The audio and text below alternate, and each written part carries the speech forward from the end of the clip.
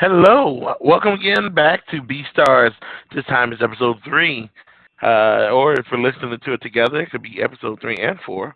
Or you're listening to it in our Netflix playlist of YouTube, episode 1, 2, 3, 4, 5, 6, 7, 8, whatever. So I'm back, Chicago John, and I'm back with Moxie.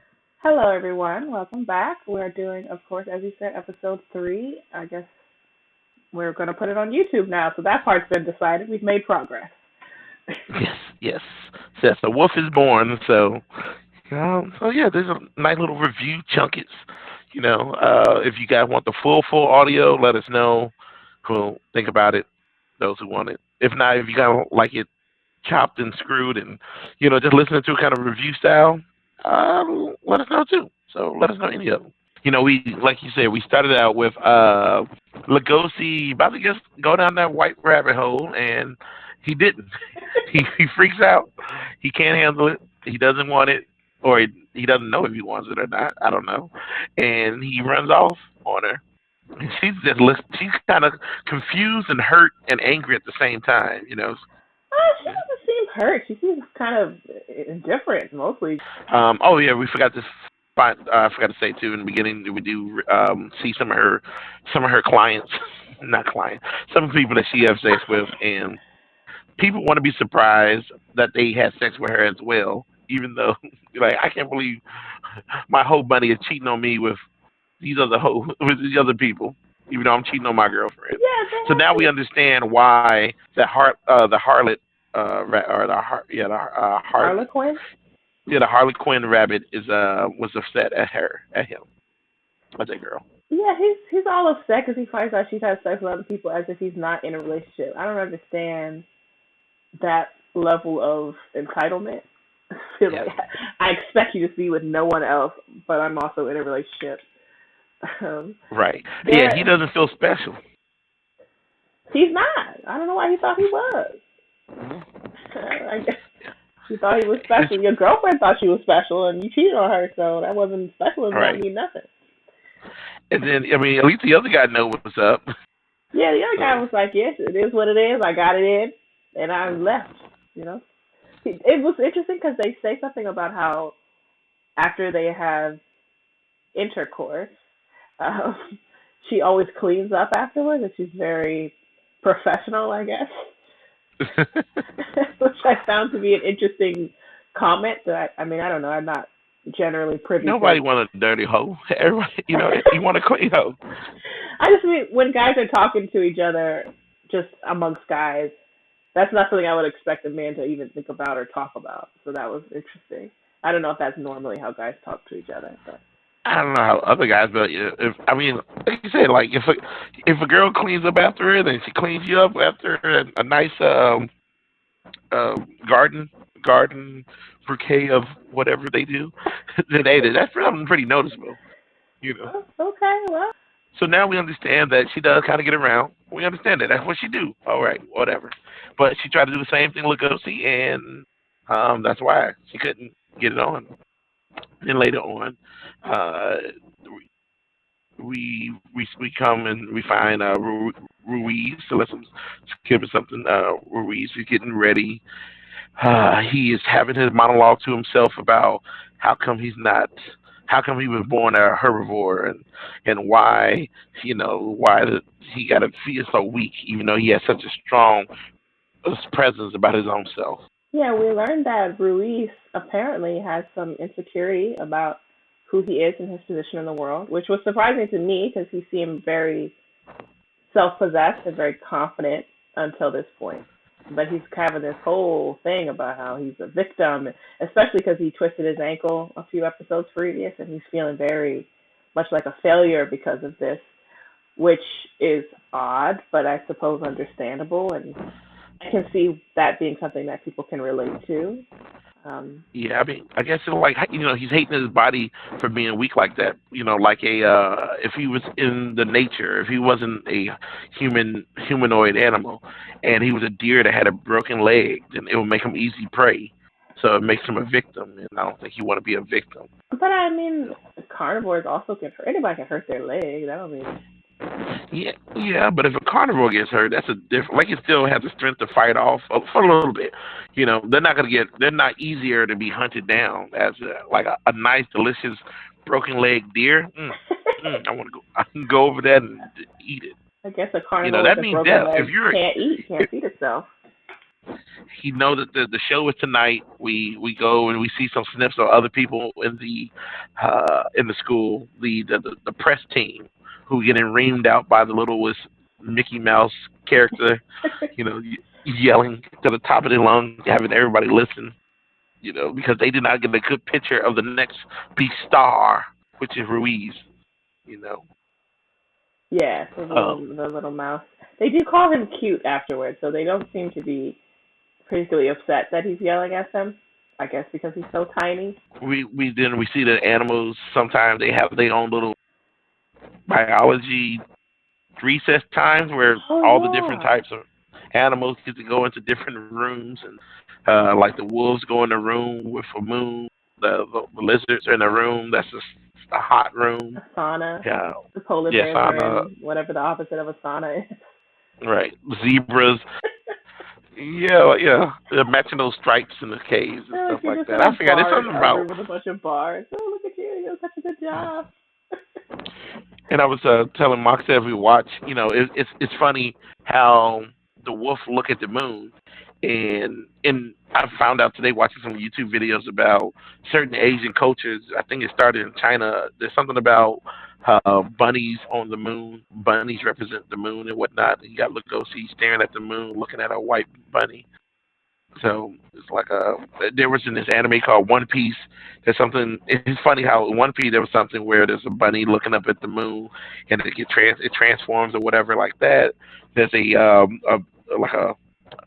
bunny of color in My Hero Academia. I forgot this bunny name, but she's a bunny, and her name means something with the moon or whatever, moon bunny and stuff like that. So yeah, so him looking at the moon reminded him of his little hoe bunny and thinking about what's happening, what's he feeling towards her.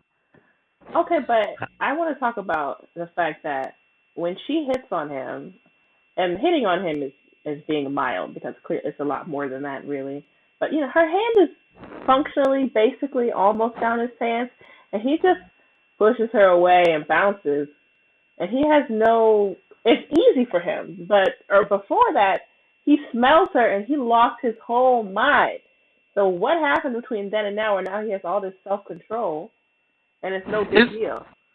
so one of it is so one is what I've seen is that when he jumped pounced at her, he wasn't in control, and that was that beast inside of him that's starving, that wants to eat another carnivore. I mean, not carnivore. He's eats another An animal. animal. So he's not. That's not him being in any type of control of himself. That's him just losing it. But his sexual pleasure is actually himself. He had that control over it, or look like it, or I don't know. He's confused. He's a regular person at that point. So you got two parts that's going on. You got the animal side that wants him to eat her, but he got the other side that just that's him. That's his everyday. He's a weird kind of guy. He's not that out there. He never, like you said, he never really had a girlfriend. He doesn't really know about love. So if we take away the eating part of him wanting to eat another animal, or eating her, he's just like a regular guy that just kind of really shy about sex, and just haven't really been experienced with that because he's always been down on himself, and he doesn't want to give into any kind of emotion that he has. I guess I can understand that. I guess the whatever the instinct to eat, and for him anyway, is different than the instinct to engage in Yeah, sexual activities. yeah. For whatever reason, when she had that scent and her smell was all out there, and he was feeling, he wasn't aware of it, or something was happening, or all the repressions of his day came out just by sniffing her, sniffing her dirty, wet, soggy clothes and everything like that, trigger something. But you know, Well, I think his reaction was, you know, strange or unusual. It's a little odd to have someone you just met try to take your pants off under. So like no matter who you are, especially a young man. I think he's supposed to be maybe 18 years old, Yeah. who hasn't had a lot of experience. I mean, sure, some guys will be like, hey, I'm gonna go for it, but that's not who he is, so that's okay. Yeah. I do, Yeah. however, there's a scene where him and the deer guy who we talked about before, was feeling all insecure about being a herbivore, challenges him to bite his hand. He's like, yeah, bite me, which is a weird, intense, honestly a little bit sexual scene. And he does it just a little bit, and then he freaks out. He looks like he's about to throw up. He starts to feel really guilty and upset. He's like, I have to repress this side of myself. And now I'm wondering, what are they asking of these carnivores? How to really repress who they are to be able to function in this society they built, and is that really fair? I mean, yeah, that's what they are asking for them to do, repress these feelings, or at least maybe Legosi's the only one. He's the one. He taking it really to heart, and it affected him so much that it affects his personality and who he is. And you got this other guy, Ruiz, who envies that part of him, who wants to be. He's like, why can't I be like this? I want to be able to be strong and bold. Like if you go back and watch the episode too, when he comes in and he sees him speaking and holding his hands kind of, cupped in as he's pointing to things. He doesn't really point with his claws out like other animals out there. They point with their hands and their claws out and proud. But he always kind of hides it, like he's almost talking with the bare knuckles of his fingertips, to not show those his claws. He doesn't want to show and be aggressive, to show that part. Yeah, You he's know, I definitely going out of his way to try not to be threatening. He's much bigger than most of the other animals on the show. Just physically, he's taller, kind of yeah, towers over people, but he's always hunched over. You get a lot of that from his body language. But now, because I saw the scene where he loses control and almost attacks an innocent person, I just feel like maybe they're getting at something about this world that they built, where maybe repressing these urges are not yeah. necessarily good. There should be a healthy outlet for it, or a way to express that side of themselves without hurting, other animals. I don't know what that would be necessarily. You can throw whatever experience you want on it. If you grew up, I would say African American, which it would be a weird way of kind of, I don't know, probably be uh, forcing too much on it. But you can see Lugosi is like, he's one of those guys who he doesn't want to wear his, like a hoodie or something when he want to go in public, because if wearing a hoodie is almost like bearing your fangs. He doesn't want to look threatening in front of people if he was like an African American type of guy or something. And he got other people who like I'm not gonna be ashamed of what I wear or what I do. But then That's so a really good point. There's definitely a lot of, I think, young black men who make a conscious decision to not wear hoodies or wear things that might make them be perceived as more threatening. And then there's yeah, the other side of the spectrum where they are like, it doesn't really matter what you do anyway. I'm going to see you as a yeah. threat. So I'm not going to, I'm just going to live my And life. it, And that's your problem, not mine. and if you want to other people too, maybe you got a type of you can be a Caucasian male where you don't want to look like a hillbilly or something like that, or something, and you're afraid if you wear some hillbilly ass shit, you're gonna somebody gonna think you're a hillbilly. I don't know.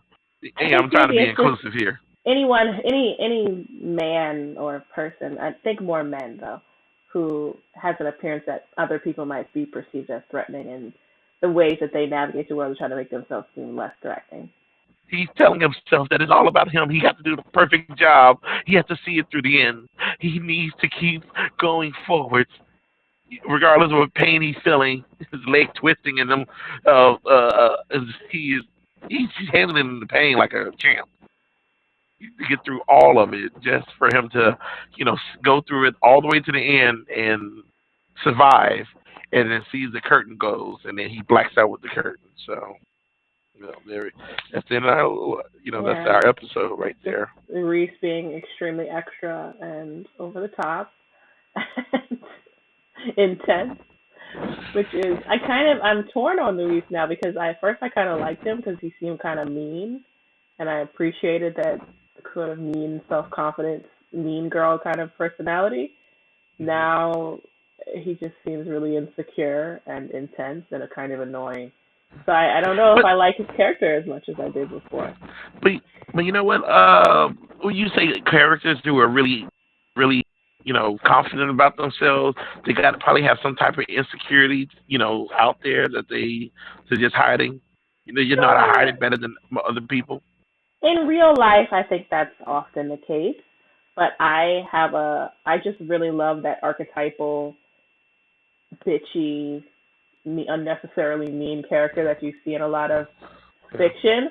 But I like them specifically because they're often characters who, mostly I think as a result of them not being particularly having a lot of depth to their characters, but they just at least appear as people who are very self confident. They seem like they wake up every day like, hot damn, I'm so glad I'm me. I look amazing all the time, every day, and that's who I thought he was. And I enjoy people like that because I never meet anyone. Everyone is so, oh, my ass, my elbows, my eyebrows, my left Well, maybe ankle, maybe whatever. yeah, maybe just like real life. You do meet those people, you enjoy it, but then I guess when you know those people, then you start seeing their human flaws of them, and Yeah. you see past that, which means that none of those people like that really don't truly exist. They can only keep that charade up for so long until the curtain falls, and then they just pass out because of the pain that they hold inside of them. I definitely think that it's a mark of the character being well written that they're adding this level of depth to his character. I just found him more likable when he appeared self confident than I do this version of himself.